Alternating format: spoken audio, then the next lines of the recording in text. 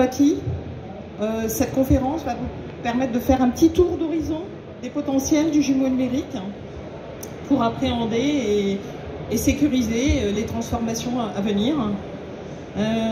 Donc s'appuyer sur le jumeau virtuel pour concevoir et organiser les villes, les infrastructures ou des bâtiments, en intégrant des pratiques métiers, des exigences environnementales, des impératifs économiques, des objectifs et contextes locaux, puis expérimenter virtuellement des conséquences des décisions politiques, urbanistiques, organisationnelles, techniques et désormais possibles.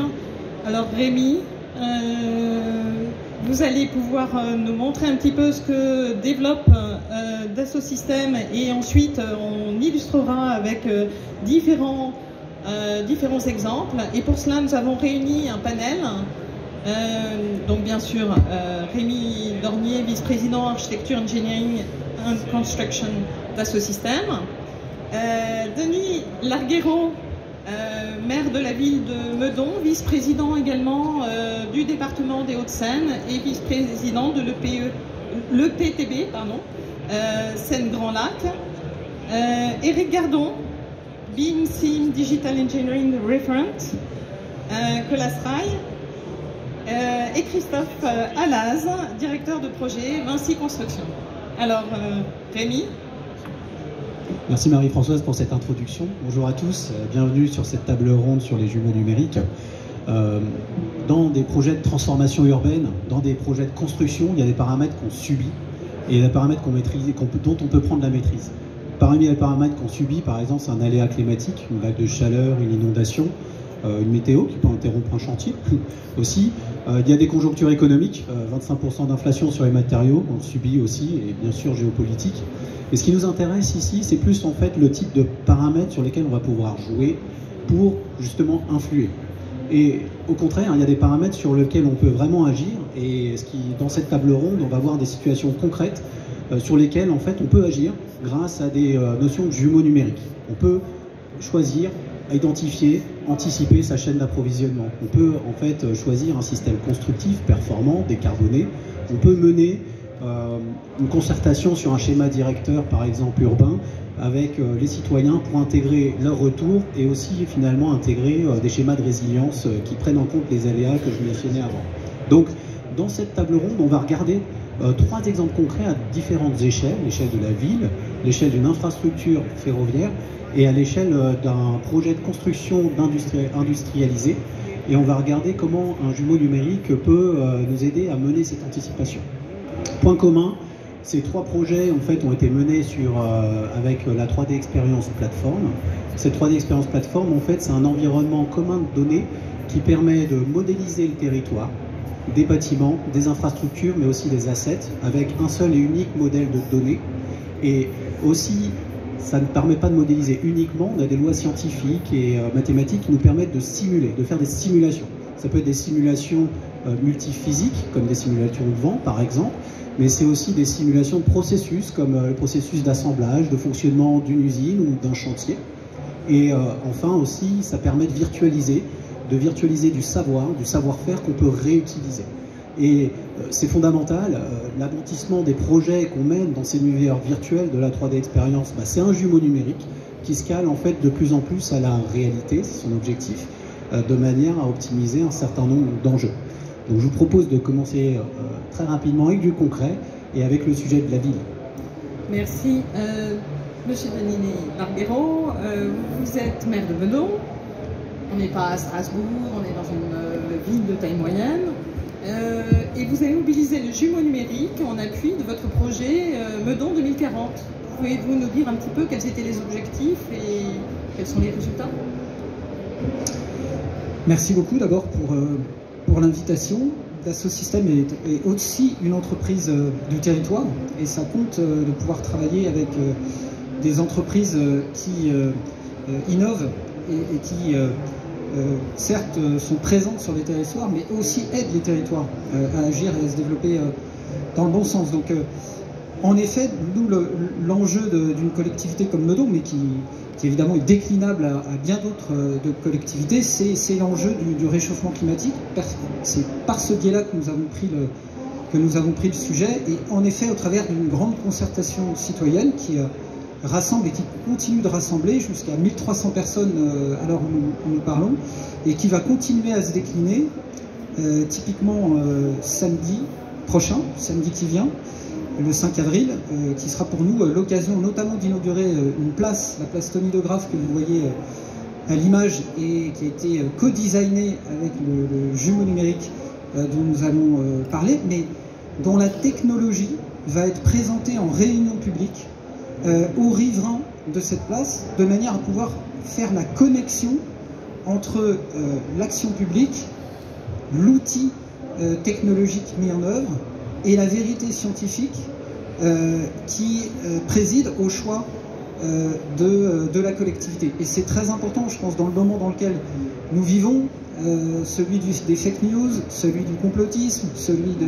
de la remise en question un peu de tout le système finalement de valeurs autour du choix politique, mais pas seulement, on le voit bien, de pouvoir embarquer la population dans ces questions d'évolution urbaine, et notamment dans la perspective de ce changement climatique. Très concrètement, hein, nos zones denses, c'est minimum 2 degrés aujourd'hui d'augmentation de la température avant même 2050, et donc tout degré qu'on pourra évidemment gagner sur la situation actuelle, mais sur la situation future surtout, sera un gain important et précieux pour nos populations.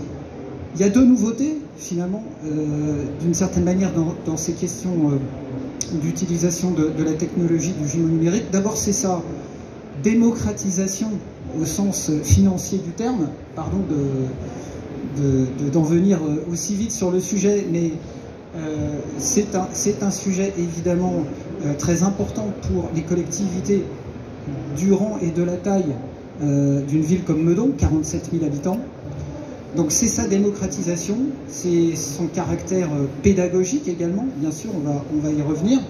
Le deuxième élément, c'est la rareté de la ressource temps, entre guillemets. C'est-à-dire que cet outil, il est maintenant disponible, mais nous, collectivités, nous devons agir vite. Et pour agir vite, avec des budgets de plus en plus limités, eh bien, nous n'avons pas le droit de nous tromper. C'est-à-dire, tout euro public doit être investi avec le plus de certitude possible qui sera efficient. Et c'est ça pour nous aussi un des objectifs prioritaires de l'utilisation de ces outils. C'est évidemment la pédagogie en direction de nos populations, mais c'est surtout le bon choix dans le timing le plus rapide, parce que nous sommes devant des enjeux urgents, évidemment avec le meilleur résultat à la fin. Et vous allez voir qu'on peut parler non pas de 1, de 2, de 3 degrés, mais jusqu'à 5, 10, 15 degrés en fonction de la façon dont on va faire les choix concrets sur nos espaces publics. Donc là, typiquement, vous avez la slide qui concerne l'étude de vent. Ouais, c'est vous qui déroulez? Ok. Donc qui simule en fait les vents dominants sur et au pourtour de la place. La place concernée, c'est celle qui est à l'intérieur du rectangle orange. Et puis vous voyez que donc il se crée des tourbillons de vent à l'extérieur plutôt de cette place. Et donc on est dans une situation où la circulation de l'air est évidemment moins importante au cœur et sur la place elle-même, alors que évidemment à proximité, elle crée des zones de turbulence qui vont effectivement avoir un impact sur les choix à faire, puisque on va être dans une situation où la place elle-même est assez peu ventilée. Voilà, donc c'est une des bases de la simulation. Ensuite, on peut passer peut-être à la deuxième, qui permet de voir que lorsque vous avez les surfaces de la place elle-même qui vont être traitées de manière différente, c'est-à-dire soit sur la base d'enrobés classiques tels qu'ils sont déployés aujourd'hui dans nos villes, c'est-à-dire ce que vous voyez le plus couramment possible, c'est-à-dire des enrobés de goudron de part et d'autre de nos surfaces, notamment stationnement, et au centre des surfaces minérales, eh bien, vous voyez à gauche des zones rouges qui se déploient sur la totalité de la place et avec des températures très importantes. Vous voyez, ça peut même monter jusqu'à 85 degrés. Hein. Le goudron en fusion, entre guillemets, on a tous fait l'expérience. Le goudron qui commence à fondre, c'est 85 degrés. Et puis vous avez à droite, vous avez après projet, vous avez les heures de la journée qui tournent. Vous voyez défiler en haut à droite des images. Eh bien, vous voyez que par le simple fait de désimperméabiliser, de végétaliser les places de stationnement, de réintroduire de la perméabilité sur la place, on arrive assez rapidement à des gains de température qui vont être, et ça c'est très intéressant, qui vont pouvoir être factualisés aux différents endroits de la place, à hauteur du sol, à hauteur de la personne, à hauteur des façades, en fonction de leur orientation, des matériaux qui sont utilisés, en fonction aussi des arbres et des essences d'arbres qui sont plantés. Donc c'est pour nous évidemment une aide à la décision politique très précieuse et surtout explicable aussi en direction des populations. Et un des retours de la présentation de ce jumeau numérique, c'est des habitants de la place qui ont dit « mais nous, finalement, on n'avait pas bien vu la différence encore entre l'état actuel et l'état futur ». Et en fait, au travers de cette présentation, où on va pouvoir démontrer qu'on a des gains de 5,5 degrés sur la place et de 14 degrés sur les surfaces de parking, on va pouvoir démontrer qu'avec un investissement qui reste raisonnable, qui n'est pas on refait la place de A à Z et on dépense plus que ce qu'on avait dépensé d'ailleurs pour la mettre en place initialement, avec une dépense ajustée, on va arriver à des résultats qui sont très significatifs sans forcément totalement ruiner les finances de la collectivité. Et c'est ce que vous voyez dans ce graphe.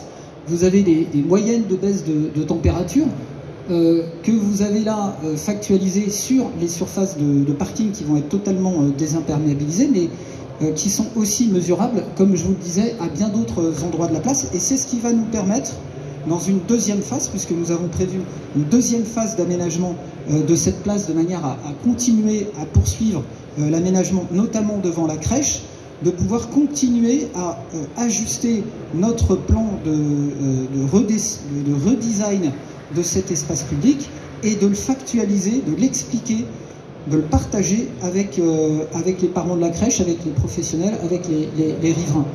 Le résultat de tout ça, vous voyez les interventions qui ont pu être faites, sur la place. Vous reconnaissez le caractère rectangulaire de l'espace. Donc c'est 870 mètres carrés désimperméabilisés, dont les 12 places de stationnement. C'est 465 mètres carrés de massifs et de fosses filantes qui ont été installés, avec là aussi la possibilité, bien sûr, en termes de gestion de l'eau hydraulique, très important pour nous, puisqu'on est ici, en plus, on est en situation basse de la commune. C'est-à-dire que toutes les eaux de ruissellement aussi sont un sujet pour nous à cet endroit-là. 9 arbres supplémentaires, ça peut paraître finalement assez anecdotique, mais en réalité, en fonction de l'endroit où ils sont plantés, et ils ont été plantés de telle manière à ce que leur résultat sur la baisse de la température soit maximal. 425 mètres de joints empoisonnés, ça vous l'avez à l'écran, et donc une inauguration qui aura lieu le 5. On est accompagné par la métropole du Grand Paris. Je crois que c'est très important aussi d'essayer de faire en sorte que ces outils puissent être utilisés, déclinés bien sûr par nos collègues des villes moyennes, mais aussi remontés à l'échelle. Meudon est quartier métropolitain d'innovation, accompagné par la métropole du Grand Paris. On est membre d'une communauté de communes qu'on appelle un territoire ici, où on a 320 000 habitants de Boulogne, Issy-les-Moulineaux, Vanves, Meudon, Sèvres, Chaville, etc. Et donc, pour nous, c'est très important de pouvoir, bien sûr, rendre ces outils à l'échelle et déclinables pour nos collègues des villes voisines. Donc voilà, en quelques mots, le projet tel qu'il a pu se déployer. et qui va continuer à se déployer, puisque la place Simone Veil à Meudon-la-Forêt est déjà dans le viseur du jumeau numérique de Meudon. Voilà. Merci beaucoup. Alors, après cette illustration à l'échelle d'un territoire, on va se retourner vers les acteurs de l'ingénierie des systèmes, en commençant par un système de transport. Comment est-ce que le jumeau numérique, finalement, aujourd'hui, est intégré pour développer de nouvelles ingénieries performantes au sein de Colas Rail? Eric. Bonjour à tous. Merci pour l'invitation. Effectivement, on est un acteur important en construction, mais c'est pas dans ce cadre-là que je viens vous voir. C'est dans le cadre du projet national, des projets nationaux Minerve de R&D, qui sont financés par France 2030. Et dans ce cadre-là, on avait comme credo des enjeux, des infrastructures ferroviaires. Et le but du projet Minerve, c'est de trouver des solutions digitales à ces enjeux-là. Donc, alors oui, nos infrastructures, comme vous pouvez le voir dans l'illustration, elles sont au cœur des défis actuels du réchauffement. Pardon? Ah oui, pardon. Nos infrastructures sont au cœur des défis actuels, donc on doit les adapter, on doit surtout les rendre résilientes. Premier sujet, c'est pouvoir construire en respectant, en diminuant nos empreintes carbone par l'éco-conception, mais également concevoir pour s'adapter, adapter nos infrastructures à l'augmentation des températures, on vient de le voir, à l'augmentation des vents, on y pense moins, à l'augmentation des eaux de ruissellement, et ça c'est vraiment critique pour les infrastructures ferroviaires. On doit aussi les rendre plus robustes, encore plus robustes aux attaques cyber, c'est tout à fait dans l'air du temps. Et de manière générale, en fait, on a pour objectif, dans le projet Minerve, c'est de réduire la durée des projets, c'est d'optimiser la qualité, c'est aussi d'optimiser le système ferroviaire pour qu'il soit plus ponctuel et qu'il soit plus sûr. Et on fait face aussi à l'engouement pour les transports guidés, donc on doit répondre à cet engouement et au nombre de personnes qui ont des désirs de mobilité. Donc face à toute cette complexité, en fait, le problème qu'on a, c'est que les infrastructures, elles sont dans une mode de gestion qui est plus compatible avec ce qu'on faisait il y a 20 ans. Donc l'idée, c'est de passer au digital, de passer à la modélisation. Et pour passer à la modélisation, en fait, on pense que c'est ce qu'il y a de plus agile et ce qu'il y a de plus durable pour une infrastructure, parce que c'est un temps long, sur tout son cycle de vie, sur toute son utilisation. D'avoir un modèle, pour nous, c'est ce qui est a priori le plus important. Donc l'idée, c'est dans le projet Minerve, c'est de concevoir un jumeau numérique dès la phase de conception. Et donc c'est ce que je vais illustrer maintenant. C'est à partir du moment où on exprime tous les besoins que vous avez vus, on va traduire ces besoins en exigences. Et on prend la décision de les modéliser les exigences. Donc à partir du moment où on modélise les exigences, c'est-à-dire qu'une exigence devient un objet digital et plus du texte dans un cahier des charges. À partir de là, on considère que le projet ferroviaire, on le prend en compte comme un système ferroviaire. Et on va utiliser les outils de modélisation qui ont été déployés il y a 10-15 ans dans l'industrie. Et on s'est dit, on va les tester, on va voir qu'est-ce qu'on peut faire avec les outils que les industriels utilisent. Donc on a transformé le projet ferroviaire en système ferroviaire et on l'a modélisé. Donc le principe de la modélisation en système, c'est structurer l'information de manière cohérente avec une méthode, avec un langage. Donc je ne vais pas détailler la technique, mais en fait le système est vu comme un ensemble de sous-systèmes. Donc on va décomposer chaque système ferroviaire en sous-systèmes. Donc dans le cas d'expérimentation, on avait la voie ferrée, la traction électrique, la signalisation des circulations et la caténaire. Et pour chacun de ces sous-systèmes, en fait, on a une représentation digitale de toute l'information du sous-système. Donc chaque sous-système est redécomposé fonctionnellement, logiquement, et on arrive comme ça à avoir un travail qui est itératif. La dernière étape de cette modélisation des sous-systèmes, c'est quand on injecte les composants de chaque sous-système, les composants physiques. Et là, vous allez voir le lien avec ce qu'on connaît un peu plus, c'est-à-dire qu'on a, à un moment donné, un système d'information géographique. Et c'est quoi le système d'information géographique par rapport à tout ça? C'est le lieu où les composants vont être instanciés. Un même système à plusieurs composants vont être instanciés géographiquement et donc géoréférencés. Donc l'idée, c'est de faire un lien entre cette approche système industriel, le géoréférencement de nos systèmes d'information géographique, et pour faire ce lien-là, en fait, on utilise la 3D. Donc la 3D va être la modélisation des composants instanciés par sous-système, et chaque sous-système fait son modèle 3D. Donc en fait, on se retrouve à la fin avec des modèles qui sont tous regroupés dans une même plateforme, qui sont tous interopérables, et qui décrivent à eux tous toutes les informations de la construction. Donc on a le BIM complètement étendu au système, puisque du coup on a les informations de la modélisation de la construction qui sont tous au même endroit. Donc voilà à quoi on est arrivé, voilà ce qu'on a créé. Donc à partir de là, en fait, on se rend compte que la source unique de vérité, c'est un peu la clé. C'est-à-dire que l'idée, c'est d'avoir un jumeau numérique dès la phase de conception pour pouvoir savoir qu'est-ce qu'on étudie pour pouvoir préparer la construction. Donc, pendant cette phase de conception qu'on veut concurrente, tout le monde travaille en même temps et puis en séquence, on doit faire face à des nouveaux besoins, à des nouvelles exigences, à des nouvelles technologies qui arrivent, parce qu'un projet est long, les choix se font au fur et à mesure, prendre en compte tous les risques qu'on rencontre, et effectivement être à l'écoute de la maintenance, puisque c'est rarement une ligne neuve. La plupart des projets, c'est sur des infra existantes, donc on doit écouter, mesurer ce qui est en cours, et injecter les correctifs demandés par les mainteneurs dans la conception et la modification des infrastructures. Donc on a pu jouer avec ce jumeau numérique et voir comment, à chaque revue digitale, on peut voir les impacts des modifications sur tous les modèles.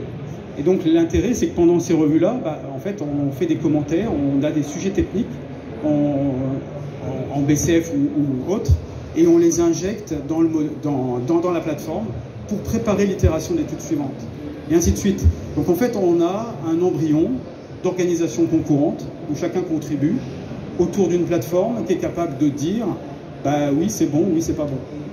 Tu vas dans le droit chemin, où j'ai pris en compte, ou alors je ne peux pas prendre en compte ta modification, sauf si on modifie ça.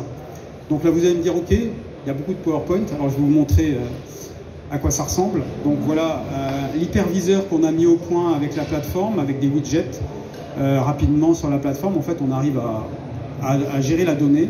Donc là, l'hyperviseur, il est organisé pour pouvoir avoir deux vues, une vue de la cohérence de l'ensemble des données au sein des bases de données et de mesurer l'impact des modifications à chaque modification. Donc on a les 4 bases de données, à droite c'est la base 3D, on voit les maquettes 3D en bas, et on voit en bleu par exemple une exigence de traction, comment elle parcourt, comment elle est utilisée au travers des différentes bases de données, jusqu'à une armoire basse tension dans un local technique. Donc voilà un exemple. Merci.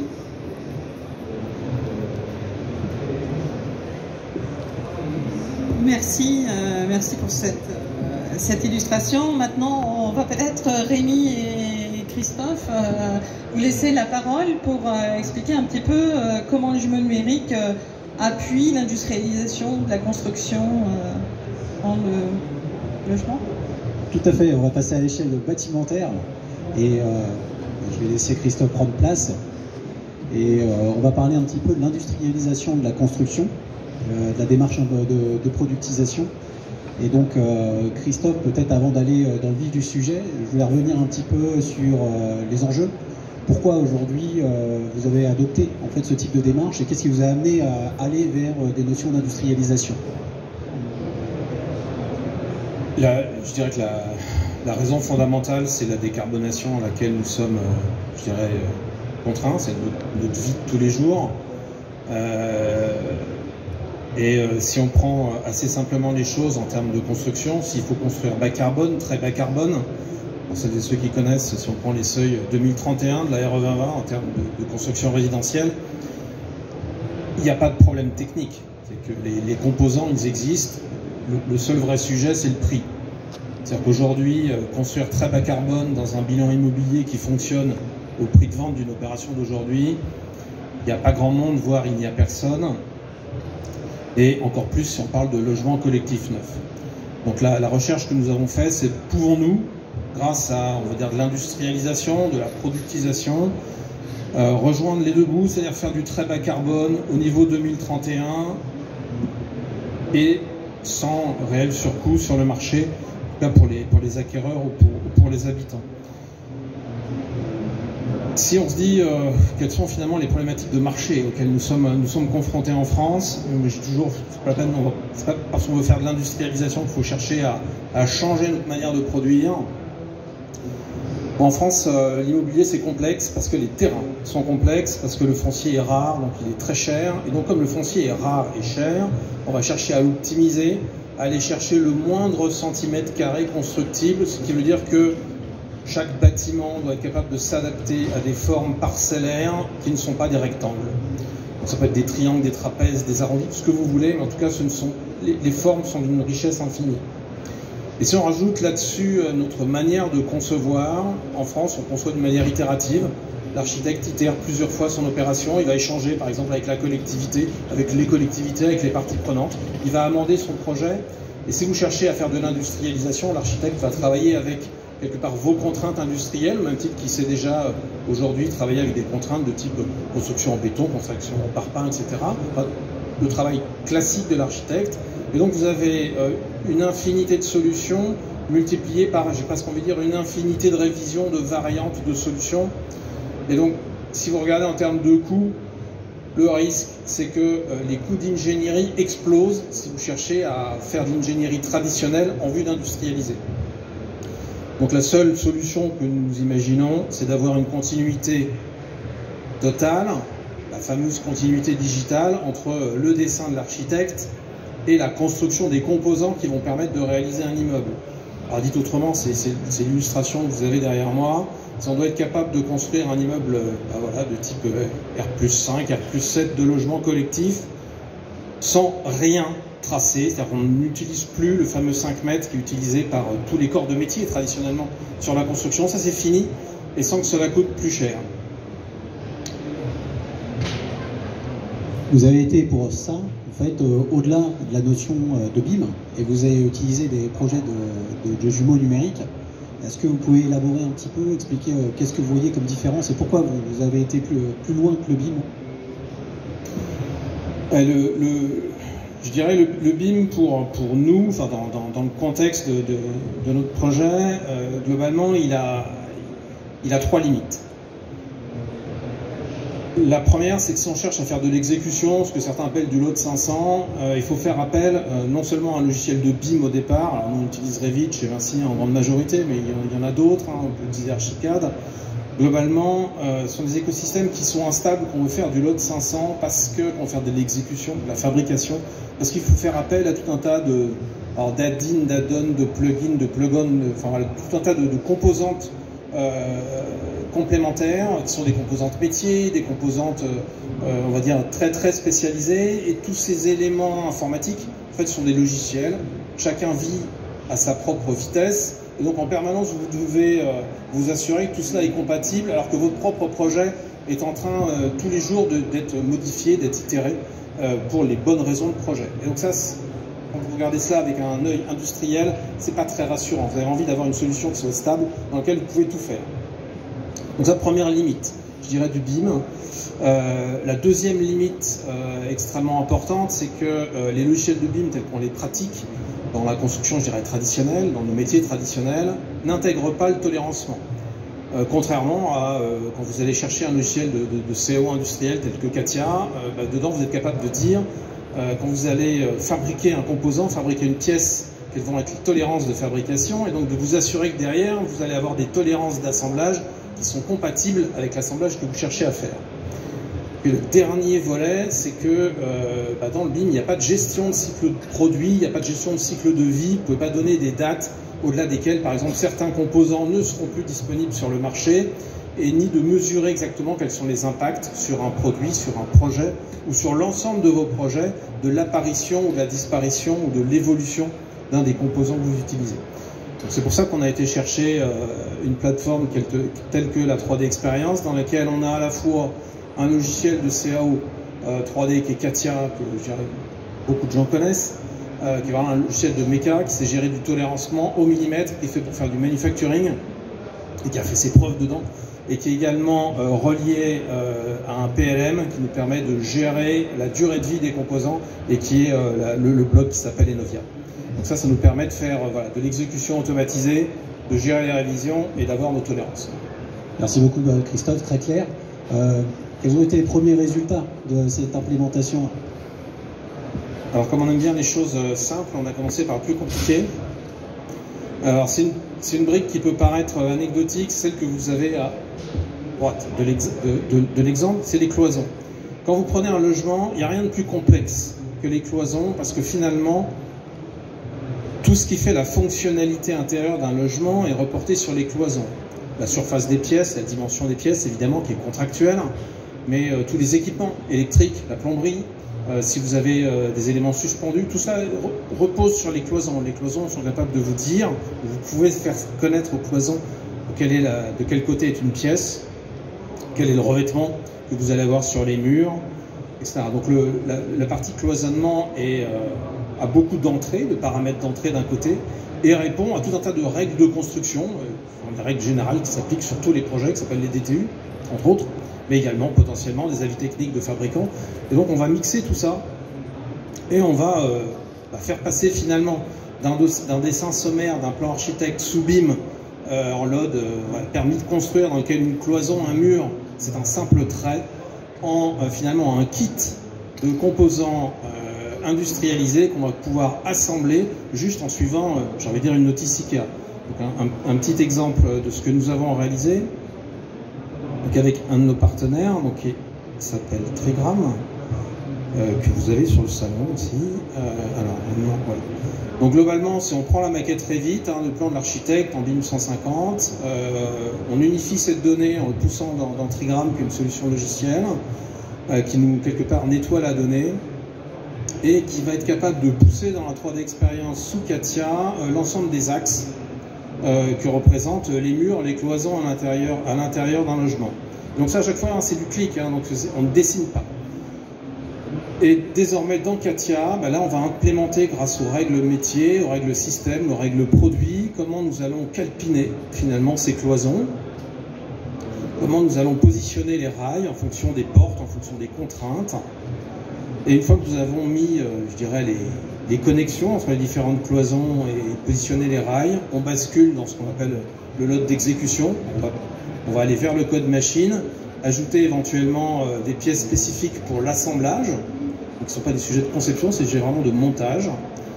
Et derrière, automatiquement, on va être capable de générer des fichiers machines qui vont permettre de préfabriquer tous ces composants qui sont des rails. Donc chaque fois que vous avez un morceau de rail, vous avez une ligne de code dans un fichier extrêmement simple en termes de gestion, en termes de lecture également, c'est-à-dire qu'on est capable, vous et moi, voilà, avec un tout petit peu de connaissance, de lire. Vous avez une notice de montage, et à la fin, on dit on a industrialisé, voilà, c'est le type de machine, qui s'appelle du LSF, Light Steel Frame, qui va permettre de préfabriquer finalement un mécano. Donc nous allons avoir nos cloisons, et pas que nos cloisons, sous forme de mécano. Et ce que je trouve intéressant, c'est que le résultat qui est là derrière vous, on l'a obtenu globalement avec moins de 2 équivalents temps plein en moins de 3 trimestres. Donc c'est pas un investissement extraordinaire. Voilà. Et on a la continuité digitale du BIM, quel que soit le nombre de versions, à de l'exécutable machine. On l'a testé avant-hier chez notre fabricant en très peu de temps, donc à un coût que je vais qualifier de raisonnable et donc accessible. Très didactique comme exemple. Du coup, quelles sont les prochaines étapes ?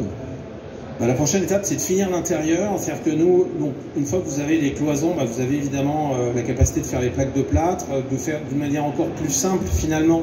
À l'intérieur d'un logement, vous avez d'autres éléments, d'autres finitions qui se calpinent, la faïence sur les murs, le carrelage au sol, les revêtements de sol.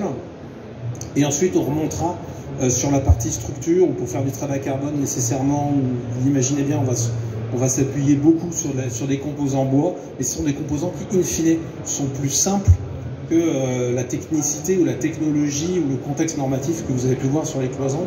Donc notre objectif, c'est globalement j'ai envie de dire d'ici maximum 6 mois, nous ayons la capacité de basculer l'image de l'opération que vous avez vue au départ, et d'être capable de préfabriquer 100% des composants et de pouvoir les assembler derrière, voilà, sans faire appel aux sous-traitants.